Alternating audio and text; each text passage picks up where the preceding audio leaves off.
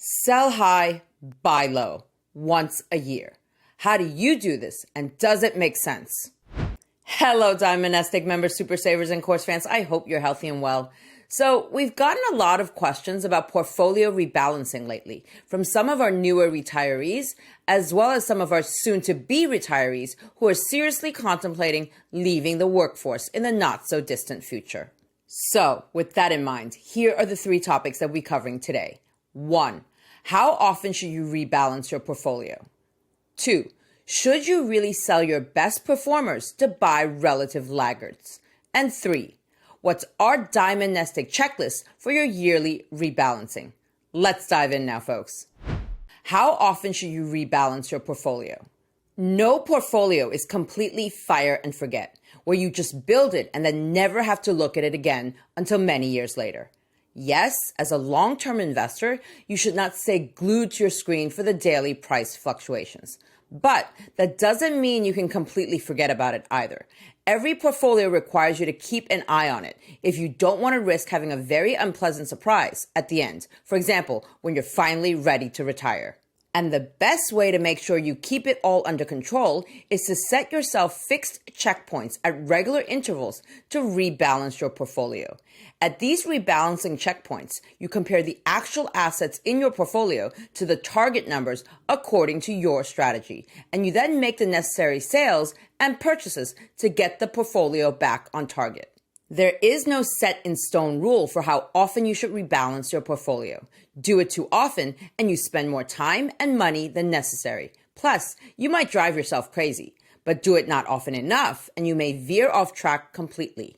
As so often with money and investing, it really depends on your personal circumstances. As a starting point, we think a formal rebalancing checkpoint every year can make sense for most investors who are building a long-term portfolio. For example, for retirement, as many in our Diamond NestEgg community do. Personally, we wouldn't rebalance less often. Markets are always changing, but it may make sense to rebalance more frequently if you trade more actively and or have a shorter time horizon. And some investors follow a hybrid approach where they constantly monitor their portfolio and don't wait for their next regular checkpoint, but rebalance immediately if one asset class drifts more than 5 to 10% from its target allocation. However often you do it, regular rebalancing will achieve two targets. First, it will adjust your portfolio to new target allocations, for example, as you move into the next age bracket, or make adaptations for changes in your personal circumstances. And second, at the same time, you will also react to how the market has been performing since the last rebalancing. Which leads us to the next question. Should you really sell your best performers to buy relative laggards? So, let's take an example. And say you look at your portfolio and after an extremely strong year in equity markets, it shows 75% stocks versus 25% bonds, while your target allocation calls for 60% stocks versus 40% bonds for this stage of your life. This means that you would now sell as many equities and buy as many bonds as you need to get to your target allocation of 60% versus 40%. Let's put some concrete numbers to this rebalancing example and say that after a good year, you have in your portfolio $75,000 in equities and $25,000 in bonds. But your target allocation for your portfolio calls for only $60,000 in equities and $40,000 in bonds. So what you would do to rebalance would be to sell $15,000 of your equities and use the sale proceeds to buy $15,000 in bonds, which will get you to your target allocation of $60,000 in equities and $40,000 in bonds. Now, a strict rebalancing can sometimes feel a bit forced or unnatural to some investors. Apart from adjusting to your new age-based allocation, why, for example, would you always sell your best performing assets and swap them for relative laggards, so to speak? In our example, after a good year in the stock market, selling $15,000 of your well-performing stocks to buy $15,000 in underperforming bonds may feel a bit scary or even stupid. Conversely, after a bad year in the stock market, when your equity position has shrunk in value way below the target allocation, precisely at this point, you would now sell some stable and well-performing bonds to buy equities that haven't been doing so well recently. But That's exactly one of the purposes of regular rebalancing. It forces you to sell high and buy low, to modify the famous saying a bit.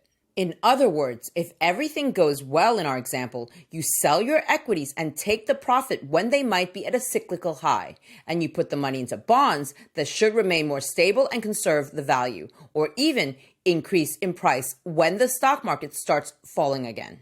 And in the opposite scenario, you'd sell some bonds when their prices are high and buy equities while they're cheap, equities that may go up again in value with the next cyclical recovery.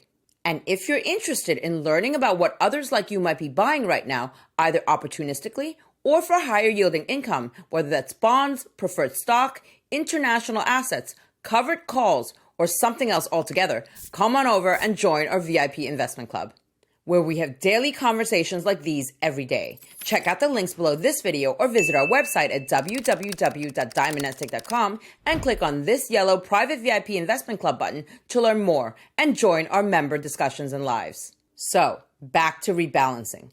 If you stay disciplined, it may over time allow you to get a bit of an extra return on your portfolio. And while you're at it and rebalancing your investments, you may just check on a few more important aspects of your portfolio, which leads us to the next part of today's discussion. What's our Diamond NestEgg checklist for your yearly rebalancing? So, to make your financial and retirement life even easier, here's our checklist for your yearly portfolio review and rebalancing. The first overarching question is, does your portfolio still meet the general objectives and conditions that you've set out for yourself initially? For instance, do you want to change your risk appetite or investment objectives? You may want to confirm your risk appetite from most conservative through moderately conservative to least conservative. You should also think about your investment objectives, which would generally fall somewhere on the triangle of overall growth, regular cash income, and capital preservation. Is your time horizon still the same? For example, even if you already have a target retirement date, circumstances might have changed and you might now expect to stop working sooner or later. Is your portfolio overall well diversified across asset classes between bonds and equities, but also if you take additional assets that you own into account? And if you dig deeper, are you also sufficiently diversified within your asset classes? Meaning, are your equities or corporate bond portfolios sufficiently granular and exposed to enough different names? Are your taxes as well as management and transaction costs as low as you could realistically expect them to be? This includes topics such as exhausting the full tax incentives available in various retirement plans, but also making sure your brokers and fund managers are charging you reasonable fees overall for the services you actually use. And equally important, do you understand everything you own? Moving on now to the second overarching question on our yearly rebalancing checklist. Are you on track against your number? Meaning, is your target number still valid, or do you need to adjust it? For example, your personal circumstances or the economic environment might be different now. For example, after a move or career change, but also if the economy is seeing a substantial change in inflation rates and or different shaped yield curves. How did your investments perform over the past year? What was your rate of return, and how much do you currently have in assets? Are your savings on track? Do you need to increase your automatic investments and or find sources for extra amounts to be invested?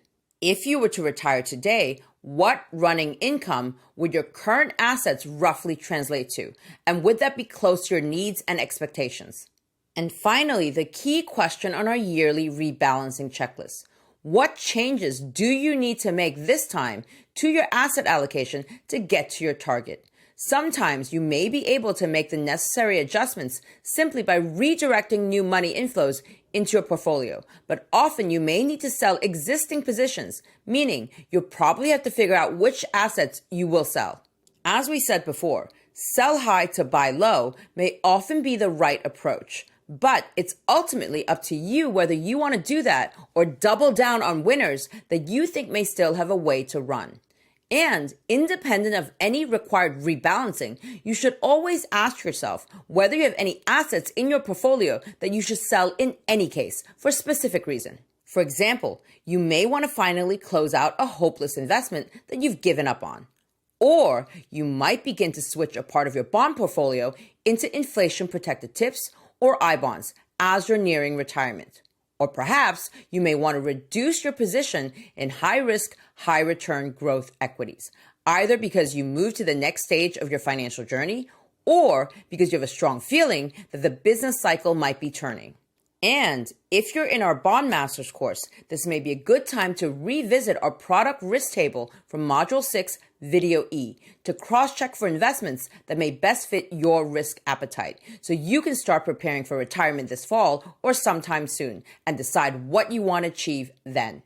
And if you want to bounce some questions and or specific investment ideas off of me, Marcus, and our other VIP members as you go through this rebalancing checklist, or if you're ready to learn about higher yielding income opportunities, then come on over and join our private VIP investment club where these conversations are happening every day.